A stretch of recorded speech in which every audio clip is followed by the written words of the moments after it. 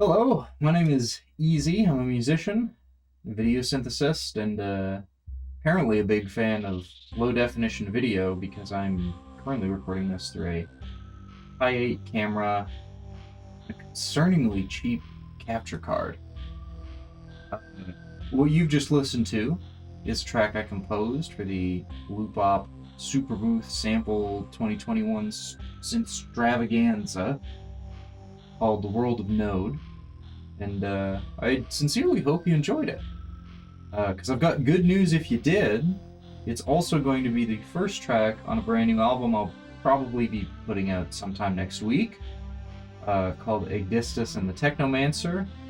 It's a dungeon synth epic, so if you liked The World of Node, you'll probably like all the other tracks on that album. Found that the samples for this contest were really great. I kept getting inspired and writing songs with them, so I had to kind of put them all together into an album because they all rocked, and it was actually really hard to pick one to highlight for this contest. Anyway, to make this song, all I did was grab the samples from the computer land, toss them in the Polyan tracker, which is a great bit of kit. It is super awesome. I did all the composition for the whole album pretty well in there. Entirely in there, not even pretty well. Then it shoots out stereo pair into this Empress reverb pedal. It's on a modulated reverb, just to give it a little bit of warble. And then from there it goes up into this TAC 144 cassette 4-track, which is direct to tape. So I recorded everything direct to tape, and then from there I just played back the tape and recorded that into the DAW, which is how I got all that great distortion and tape noise and gnarly sounding stuff.